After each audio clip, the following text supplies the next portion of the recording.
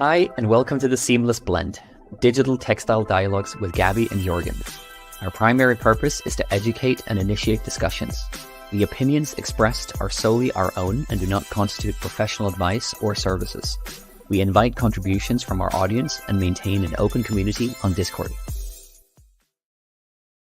Hello. Hello. Welcome to today's short episode where we're going to talk about the trust in digital materials. We're going to be expanding a little bit more on what that actually means. But I guess first of all, my name is Jørgen Sevild. I've been working in the textiles manufacturing industry for the last 10 years, and I've been particularly focused on digital materials, I would say since 2017, 2018. And together with me here in this little conversational podcast, I have Gabby. Hello. So my name is Gabby Hill, co-founder of Bureau 555, a digital materials agency, and I'm also an academic and researcher with a background in physical and digital textiles. Mm-hmm. We're going to talk a little bit about digital materials and trust to expand on this. This is something we realized I think we have talked about or touched upon in some of the previous episodes. We've never really kind of gone in depth on it as I think we would like to do today. And what do we actually mean by trust in digital materials? So just we're going to go into the conversation and around it. But I think just before that, it's important to understand a little bit more about what we mean by trust. What's the purpose of trusting a digital material? And I think specifically that is just to kind of go all the way back to you have a digital material, a physical material, and you use a digital or a digitization method or technology of choice to then create a digital version of that physical material. And we now need that new digital material to be accurate and faithful and trustworthy then against this physical material, so that we can then, for example, make decisions based on it. We can make design decisions. We can make decisions about what materials to go with and management decisions and so forth. We can look at the actual accuracy or the technical accuracy versus the physical material. We can see, let's say, the perceptual accuracy or how it actually looks like. But that's really where trust comes into the picture of, can we actually trust the digital material and that is accurate against this physical material? And you have quite a bit of experience with this, Gabby, so maybe we should start with that. What do you think? Yeah, I just to follow on from that a little bit, it is about, again, trusting that you can use the digital material in the space you're going to use it in. Like, what is it actually going to be used for? Is it because you're collecting reams of materials essentially for your design and development process, so you might only need it digitized a certain way? Or are you trying to make a fit garment, or almost like up to a gold seal garment, where the digital material will have to behave and respond in exactly the same way as the physical material? So I think it's really thinking about where your digital material is going to be used and why you need to trust it in that space. So the reason why it's so interesting to me is, as we create digital materials day in and day out, we are often, actually I would say constantly, asked to provide side-by-side comparisons. So we'll have an image, a photograph, if you will, of the actual physical material, just a photograph of that draped in a certain way, or put on a standardized viewing area like the drape board or something like that. And then we are asked to do a side-by-side comparison of the digital material draping in the same way, in another standardized way. And we are continuously asked to validate these materials to prove that they are worthy, they've been created correctly. And I do understand why the industry has created this sort of validation process. What I think is missing for me is the realization within our industry, and I'm talking about fashion, supply chain industry, real digital product creation here. The realization for me is that the digital material and the physical material are inherently complementary of each other, and they should always go together. So it's not that you create your digital material and it goes off and lives a life of its own and never comes back to see that physical material. It should be a digital partner and a digital twin of that material that travels down the supply chain with it. So you have your physical material and you have your digital material, and they are sort of complementary to each other. Whereas sometimes I feel like some of the requests we're getting, or some of the companies I work with, forget that it is just a representation of something they are going to work with, as opposed to the sole thing they have to create, which is the digital material. So that's, I think, really interesting. And when we're looking at trusting a digital material, let's think we're looking through a computer screen or a phone screen or an iPad screen or some form of screen. It's backlit, so it's got light. The pixels are made out of light, right? The material physically in our hand is not, is not made out of light and pixels. So Exactly. inherently, it's already looking quite different. So obviously lighting is really important. Standardized Mm, lighting within that space is really important. But then how that material moves in a physical environment and a digital environment is important. But mm. real-time cloth simulation is massively challenging and actually not very, very easy. And it's not something we can add into our digital workflows easily and cheaply within the space we need to do it in. So even I would argue, we would say that you can just have a video of the material moving, the physical material moving, Yeah. alongside the digital material, the render of that, with whatever else information you need about the physical material. And that just allows our designers that we work with to go, I know that this is a digital representation of something I'm working with, and here is a video of the thing I'm working with. I get Mm, it. I mm, understand mm. it. So that's really important to me, understanding why, like, what we need to see to trust that material. And actually that piece about the video came out during research that we were doing with Yeah. UAL, Fashion, Textiles and Technology Institute, which was funded by the British Council, it was around the trust of digital materials. So that was Mm. my Yeah. first point, really.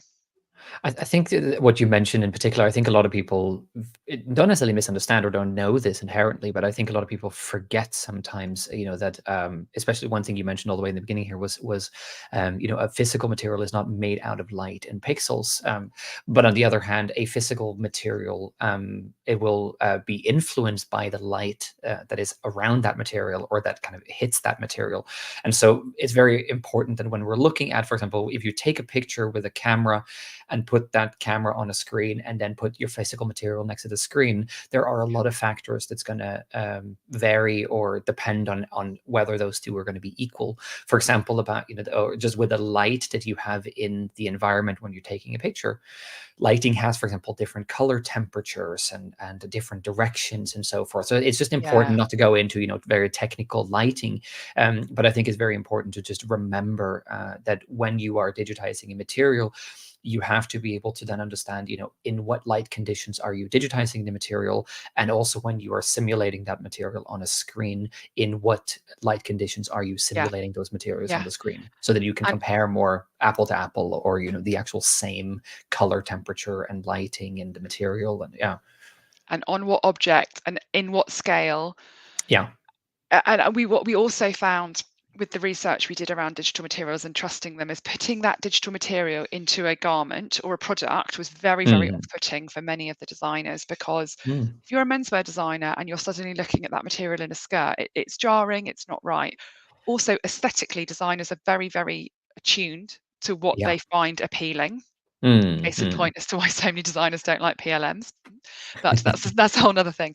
So aesthetically, if your garment isn't designed in the way that they would envision their material going into, it's actually very, very off-putting, Mm, and mm, sort of mm. takes away your desire of that material and then using that material. So we immediately took away the idea of putting it onto a product like a trouser or a shirt or a dress or whatever it might be, but just it Yeah. wasn't appealing at all. Um, and I think having the designer's feedback in that space is really important. Yeah. The point you mentioned about lighting, and this is not my specialty and area, I have learnt so much from, well, Matthew, particularly at Bandicoot, around lighting and how important that is. And I don't see that in a lot of other technologies being prioritized. Mm, mm, Digitization technologies around materials, I mm. don't see that being prioritized. It might be very standardized lighting, but standardized lighting is also very barren as well. So it Mm, might not give mm. you what you actually need. I don't know if you want to speak to that anymore. I don't want to put you on the spot, knowing that you're not the Yeah. photographer, but No, it's true. I've also learned a lot from Matthew, so I'll give credits to Matthew for that. But I think also one of the highlights here that I have learned is this element of I think to boil down, I think a lot of the science that I've tried to at least interpret and learn myself, is that lighting hits the material from a certain angle, or it's very important to consider the angle of the material hits on or hits the material, and especially when you're capturing or digitizing a material. Whereas a lot of different technologies are going to, or a lot of material digitization technologies, um, will let's say, or like utilize different lighting scenarios. Let's say, for example, if you have a flatbed scanner, then the lighting comes directly from underneath the scanner, like there's the light sources directly in under there, and that will then influence how the material is captured. If you have, let's say, for example, a Visu scanner where you have a camera on top of a box, you will then have different light configurations or different lights inside the box, and the camera will be in a static position. And then when you then start the digitization process, then the different lights within the box will then blink. And then, of course, if it blinks from, let's say, one side, then it will hit the light will hit the material, and then the material will respond or reflect that lighting from that angle. And then you have, for example, other, like in Bandicoot's case, where you actually move the camera and the lighting together.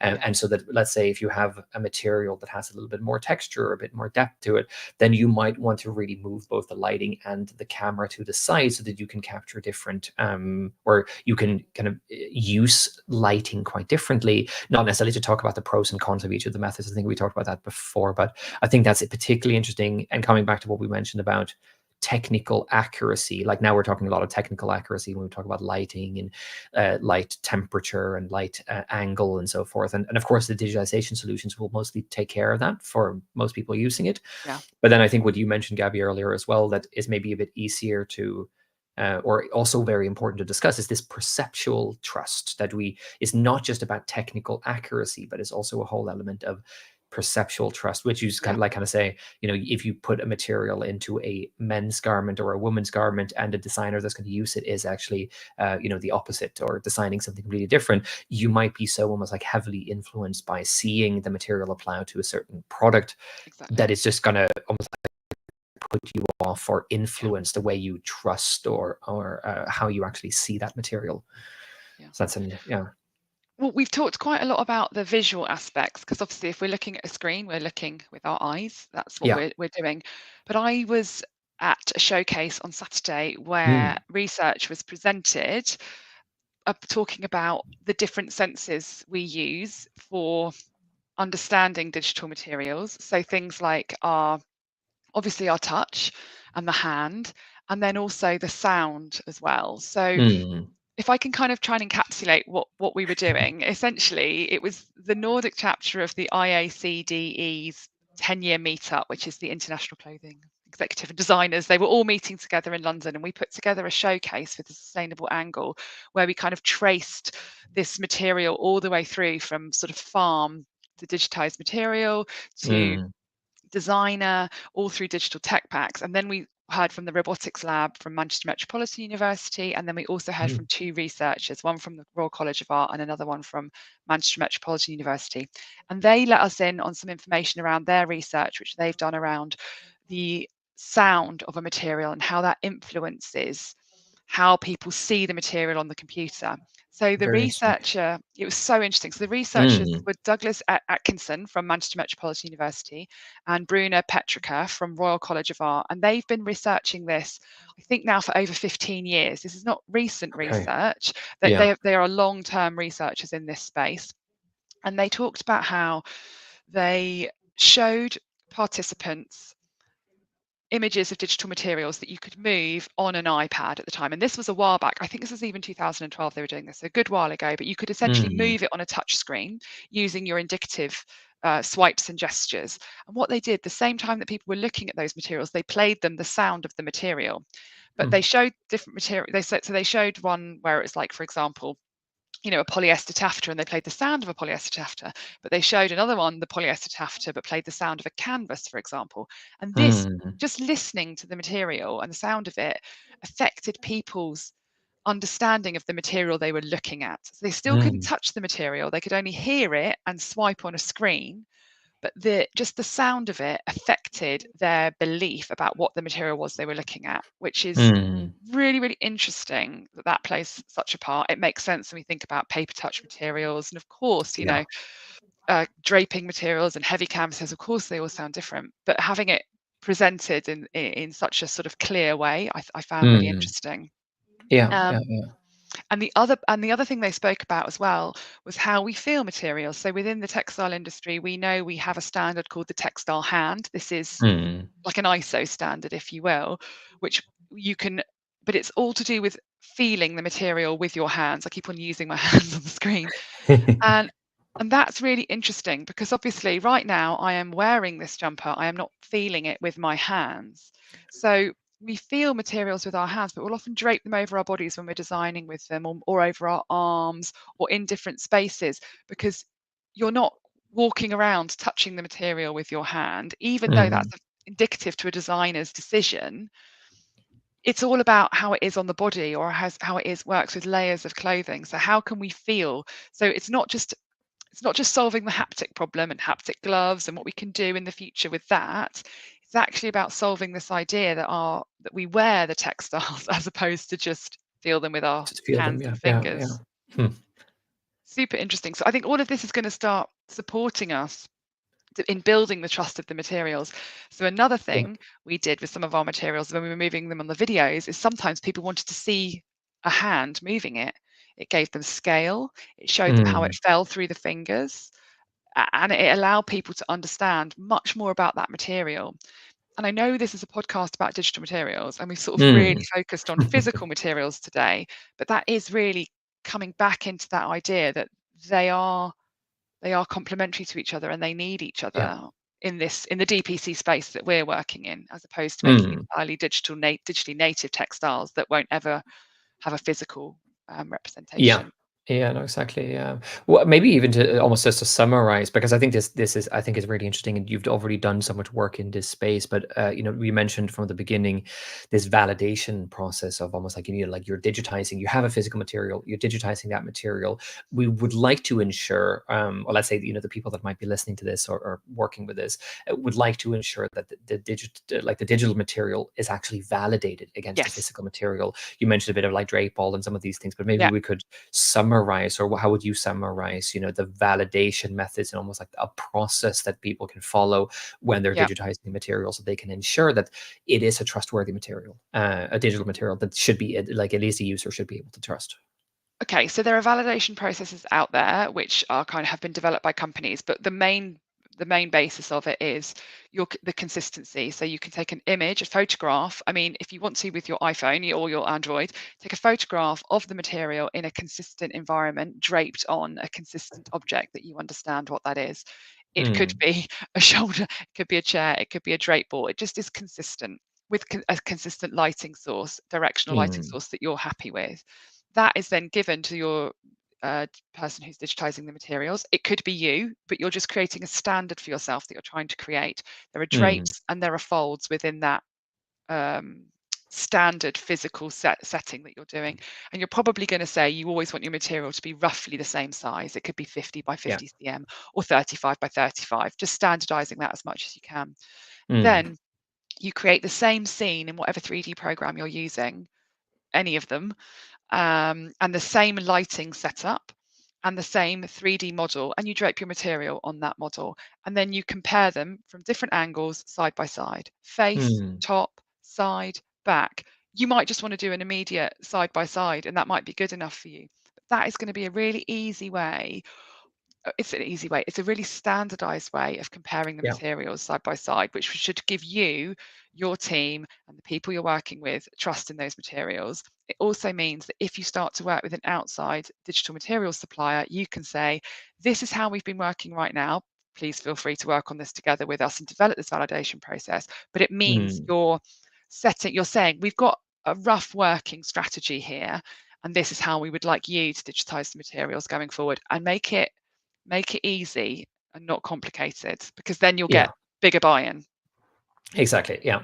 No, I think it's important, like you said, like it's one thing is easy, and of course, easy might be relative, but I think like it can be relatively easy, and the most important thing is to make it standardized so that you can do this Standardized across render all the other settings as materials. well. Exactly. Yes, Yes. exactly. Good. I think we're almost ending on quite of a practical note today. It's been Yeah. good, I think, to cover over this. We feel like we're always trying to keep this within a 20 minutes. I think we've done that quite well today. A few practical things towards the end here. Anything else we should mention before or to top No, it I off? think that's it. I think it was a very practical one. So please get in contact with us if you've got any other validation Yeah. tips and tricks. I would always love to hear those. And we will be Yeah. back next week, and we look forward to speaking to you then. We All will. right. Okay. See you next week. Bye. Thank you for listening to The Seamless Blend. If you enjoyed today's discussion, feel free to subscribe. We also invite you to connect with us and participate in our discussions on Discord. Let us know if you agree, disagree, or have any questions. Until next time, take care.